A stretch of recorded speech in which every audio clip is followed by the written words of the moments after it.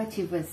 E elas têm também paralelos na área da psiquiatria ou da medicina. A gente tem a síndrome do desacoplamento mental, que é similar, tem uma correspondência, né, com o TEA, que é transtorno espectro autista. É isso mesmo, com o autismo.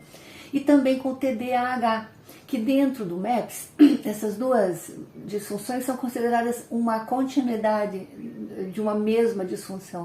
Depois nós temos a síndrome da fragilidade mental, que tem um paralelo com o TDI, que é o transtorno dissociativo de identidade. É um novo nome que foi dado para dupla personalidade. Vocês lembram? Antigamente a gente chamava dupla personalidade.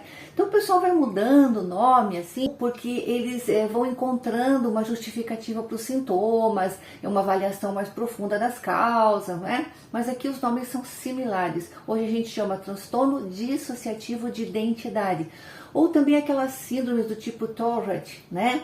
Que a pessoa tem diversos tiques assim de repetição. Então todas essas síndromes, existem outras também, elas vão ser atendidas dentro dessa síndrome que nós chamamos aí no MAPS de fragilidade mental. Temos ainda a síndrome da perseguição, que tem um similar com a paranoia, aquela que a pessoa fica desconfiado, achando que tem gente sempre olhando. E temos ainda a síndrome da fragmentação mental, que tem um similar, aí, um paralelo com a esquizofrenia, que é considerado uma das piores, um dos piores transtornos que tem, né, de uma coisa muito grave dentro de todas as dificuldades e disfunções mentais do ser humano. A esquizofrenia é considerada uma das piores.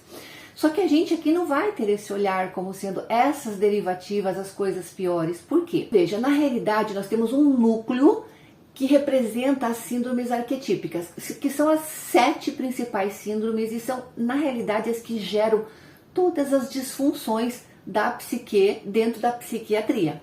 A gente faz exceção aí àquelas manifestações neurológicas do neurotipo, aquela coisa do neurotipo neocortical, límbico e básico, que são pequenas disfunções que todo ser humano vai apresentar. Um pouquinho de tristeza, raiva ou medo, essas coisinhas, elas derivam, na realidade, da disfunção neurológica do nosso cérebro. Não dá pra gente dizer que é uma síndrome importante.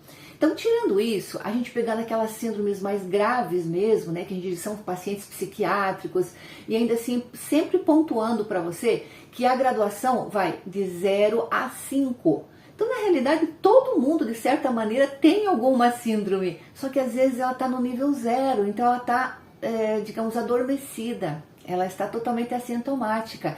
E às vezes algumas situações na vida da pessoa faz com que essas síndromes despertem.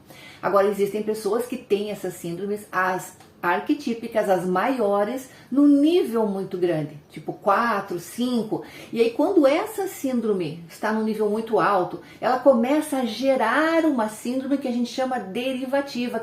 E as derivativas, com o tempo e se não tratadas, também vão gerar mais uma camada sobre elas, que são as síndromes manifestas, que na realidade são só sintomas. Então, quando o paciente chega para o médico ou para um terapeuta, ele começa a se queixar dos sintomas. Quais são os sintomas que a gente escuta por aí, né? A depressão, tô ansioso, ansiosa, ou insônia, ou impotência sexual. São essas as manifestas, as síndromes sintomáticas, que é aquilo que aparece pra gente. Só que se a gente tirar esses sintomas, essa camada de sintomas, a gente vai encontrar talvez uma derivativa, tá certo? E se a gente tirar a derivativa, aí sim a gente vai encontrar a causa do problema, que é uma síndrome arquetípica ou maior. Então a gente chama as derivativas de síndromes menores, porque na realidade elas derivam de uma maior, que aí é que está realmente o problema. E enquanto a gente não tratar a síndrome arquetípica ou maior, dificilmente você consegue reverter uma derivativa ou menor, que é o caso do autismo. Então muitas dessas síndromes são consideradas sem cura, porque na realidade não foi investigado e nem tocado no problema gerador, que são as síndromes arquetípicas, tá certo? Então agora a gente vai ver as síndromes derivativas. Existem também vibracionais para atender diretamente as derivativas, embora se você conseguir acessar a síndrome maior ou arquetípica e atingir essa síndrome com um vibracional, essa síndrome se dissolvendo lá dentro a derivativa também vai desaparecer. O que acontece é que às vezes a gente não consegue identificar a arquetípica que está gerando a derivativa. E aí, às vezes, a gente precisa atuar na derivativa com algum floral para que a síndrome maior ou arquetípica apareça. E aí você vai atingir o foco do problema. Eu sempre digo que isso é como a gente... Sabe quando você vai no mercado e tem aquelas pilhas de latinhas, assim, todas empilhadas, assim? Não é isso?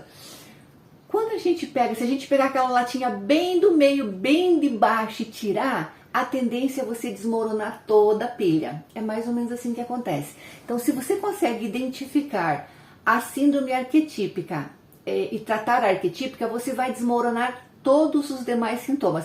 Todos os sintomas derivativos e os manifestos. Tá bom? Então, é bem importante a gente entender isso.